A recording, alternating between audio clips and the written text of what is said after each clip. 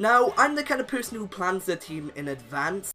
Yeah, this didn't work out.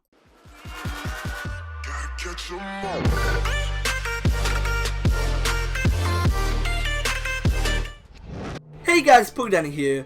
A few months ago, I made a video on what Pokemon I'd be using on my Sun and Moon team. When watching back the video recently, I found that my taste in Pokemon changed quite a bit. So in this video, I'm going to be comparing my predicted Sun and Moon team and my real Sun and Moon team. So remember, if you enjoyed this video, be sure to let me know by smashing that like button. But anyway, let's begin.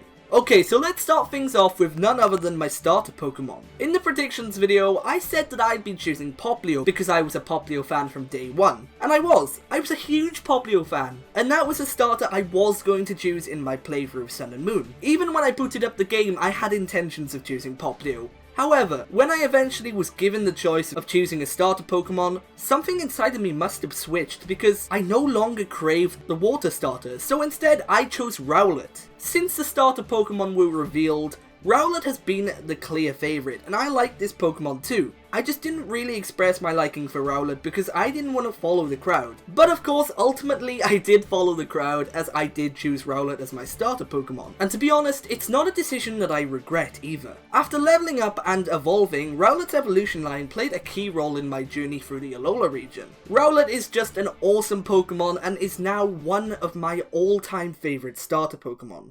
So, moving on to my first captured wild Sun and Moon Pokemon. In my predictions video, I claimed that my first captured Pokemon would be Grubbin, which it wasn't. My first capture actually went to Crabrawler. Now, Crabrawler was a Pokemon that I didn't expect I would like, but when I went to collect some berries and I ran into this Pokemon, I just decided to capture it. Crabrawler was a strong Pokemon on my team when I first captured it. But as my journey continued in the Alola region, my other team members began to evolve, leaving Crabrawler pretty dim. I wish the Crabrawler could evolve sooner than toward the end of the game, as my experience with Crabominable would have been a bit longer. But luckily, once I obtained the Eviolite, I gave that to my Crabrawler, and that did give it a bit of a boost in strength, but not by too much. My experience with Crabrawler, though it was somewhat disappointing, is still positive, because this Pokemon is now one of my favourite Alola Pokemon. Okay, so the next Pokemon I predicted would take a slot on my team was Czarina. Like the majority of Pokemon I mentioned on this list, Czarina did not make my final Sun and Moon team. The reason for this is actually because I didn't know where to obtain a bounce rate. But of course now I do, and I wish I did before because Czarina is one awesome Pokemon. But you're probably thinking to yourself, what Pokemon made my team instead of Czarina? Well, it was none other than Lycanroc midday form. Of course, I played through Pokemon Sun, so that meant that when I captured a Rockruff, it would evolve into its midday form. I know you can get midnight form in Pokemon Sun, but remember this was my first playthrough, so I couldn't obtain it because it was available at the end of the game. Although Rockruff was the substitute of Czarina on my team, I once again do not regret capturing it. As soon as Rockruff evolved into a Lycanroc, it became a strong Pokemon on my party, and I'm always going to remember journeying through the Alola region with this beastly Pokemon. But anyway, the next Pokemon I predicted that would be on my team was Sandygast. When this Pokemon was first revealed, I wasn't the biggest fan of it, but as the days to Sun and Moon were decreasing, this Sandcastle Pokemon started to grow on me. So I decided I wanted to play through the Alola games with it. You can probably guess what happened though, I didn't use it. Playing through the game, I wanted to check what level the Pokemon evolved before I captured it, and to my surprise, it was a pretty late level, so instead of capturing a Sandygast, I went with a more OP Pokemon.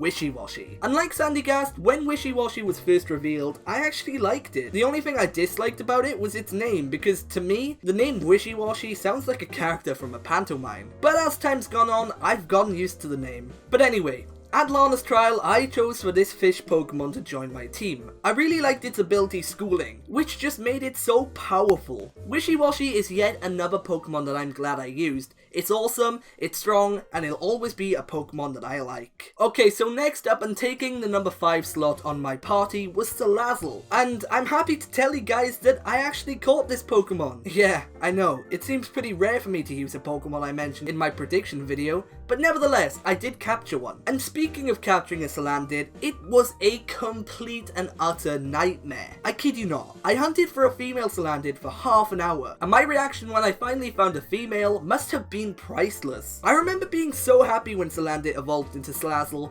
because it was and still is one of my favourite Alolan Pokemon. Although it wasn't the strongest Pokemon on my team, Salazzle could fare well in a battle, and it actually came in useful for Marlowe's trial. For being one of my favourite team members, and a Pokemon that made me so happy, I'll always have a place in my heart for Salazzle.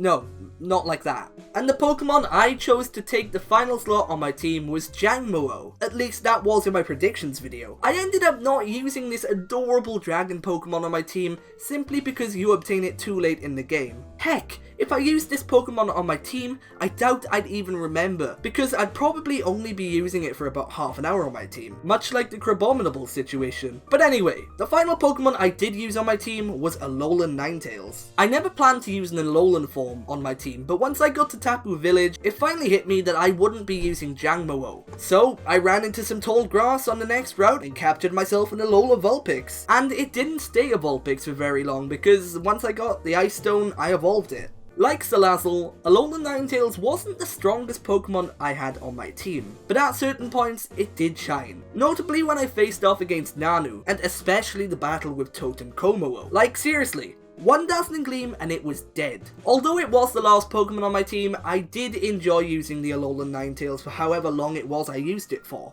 Being an Ice and Fairy type, it also added variety to my team. But anyway guys, that's it for this video, so if you enjoyed, be sure to leave a like and subscribe for more.